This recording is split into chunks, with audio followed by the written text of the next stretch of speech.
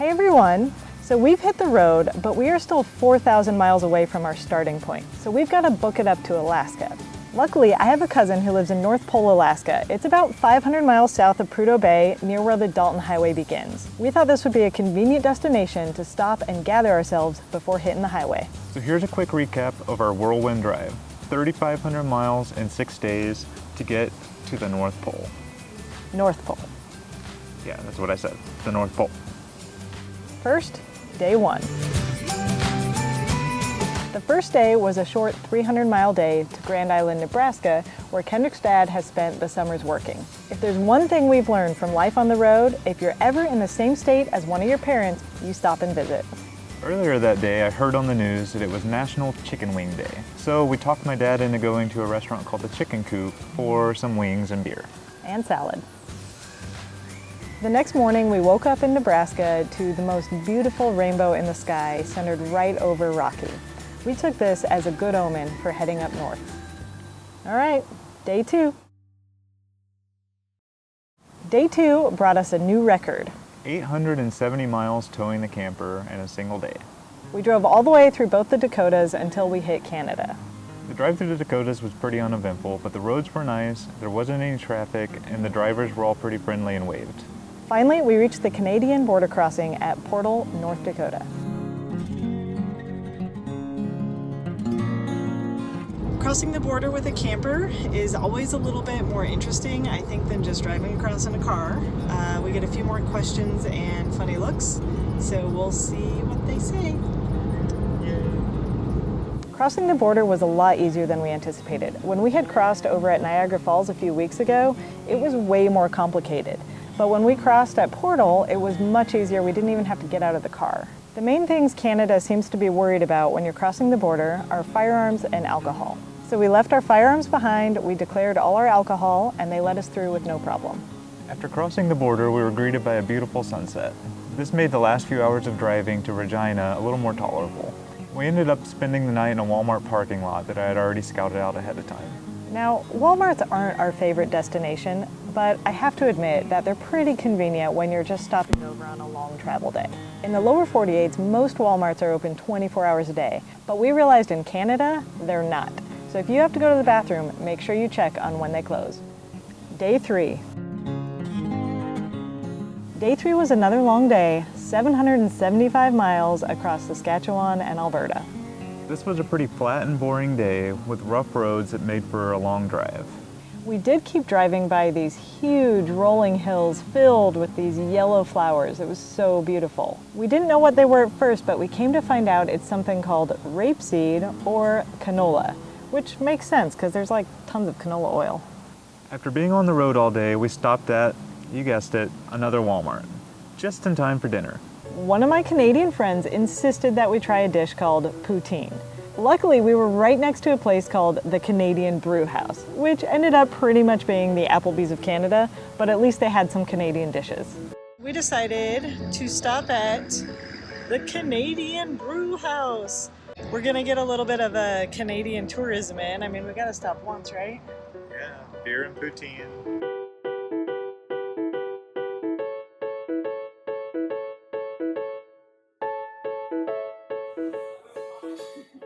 Is it all you hoped it would be? Always.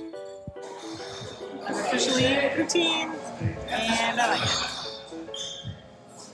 And this brings us to day four.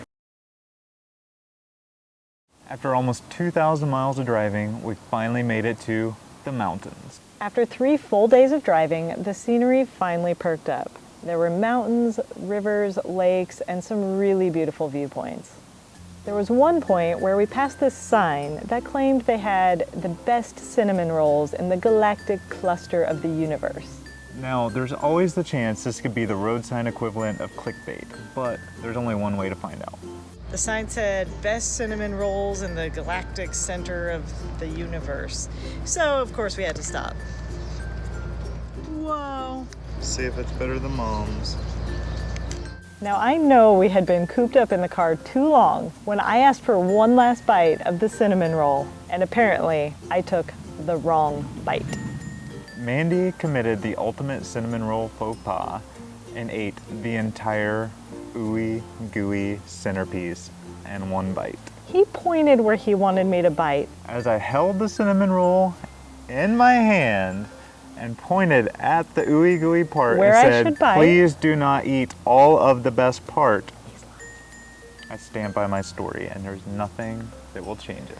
The great cinnamon roll incident of 2018 A day that will live in infamy. really proved to me that you can spend too much time in a car. And I knew all I had to do was get him on top of a mountain to cheer him up a little bit. That's true. So we decided to stretch our legs and find a hike. We ended up finding a great hike right off the road in Stone Mountain Provincial Park. After 4 long days cooped up in the car, it's a pretty big feeling of relief to get out on the trails again. And this was a really beautiful hike. It was perfect weather and a pretty great start for our first Canada hike. This is a good way to break up your driving days. And beautiful. Oh man. My legs felt pretty terrible from the long days of driving, but the amazing views and having Mandy there made it worth the effort. I agree. Having me there made it worth the effort. So modest. Kendrick always pushes me to do hikes that I don't totally feel like doing, and I have to say I never regret it. It was an absolutely beautiful hike, and I just felt so much better afterwards. When we're not near a city, we like to find a place we can just pull over and dry camp.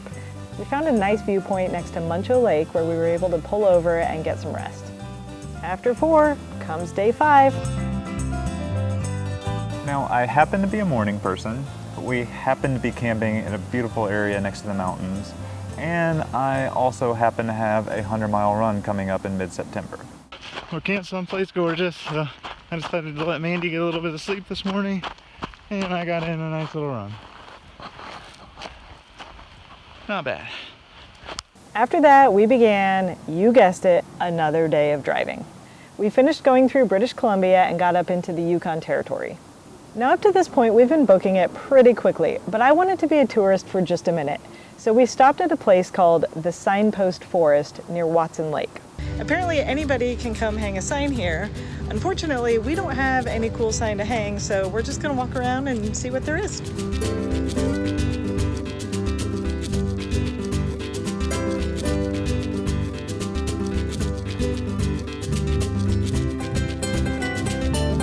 Of all the signs in a signpost forest, I think we agree this stop sign is our favorite.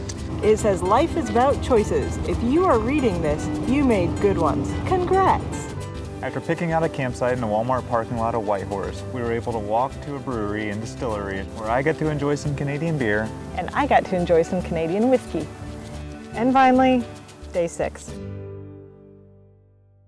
This was our final day of driving before reaching the North Pole. You mean North Pole. Yeah, the North Pole. But on our way, we couldn't resist stopping one more time to stretch our legs as we passed through the Kluane National Park. Sheep Creek Trail, let's go.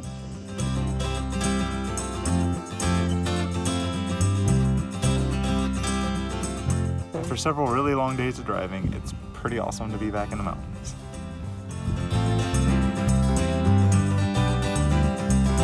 After getting back on the road and spending a few more hours driving, we finally got back to the US and reached Alaska for our very first time.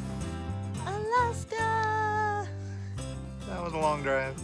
Back on our home turf, we knocked out a few more rainy hours of driving and finally reached the North Pole. Yeah, North Pole. One of the unexpected perks about living on the road is that we actually get to see a lot of friends and family who we wouldn't normally have gotten to visit if we hadn't chosen this life. I was really excited to visit my family and see what their life is like in their little town in Alaska. So, what's life like in Alaska? Cold. Cold. Cold. In the winter months, it's cold. What was the weirdest thing when you first moved here? Getting used to daylight and nighttime. Well, here it can get at least to 60 below sometimes for about a week. So what do you do when it's negative 60? Watch movies. Stay inside. Binge watch Mandy leave photos. We have to carry on with life. We have to buy the groceries and, you know. Yeah, in winter, you get the northern lights, and it's just awe-inspiring when you see them. Even when you just get a glimpse of the green colors, it's just still looking at it, still kind of fun to look at. And of course, you can't come to North Pole, Alaska without visiting the Santa Claus house.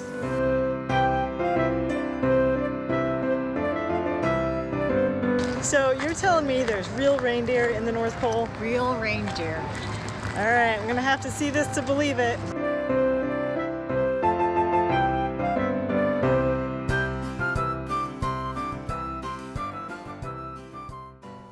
No matter how big of a hurry you're in, there's no better reason to slow things down than visiting family.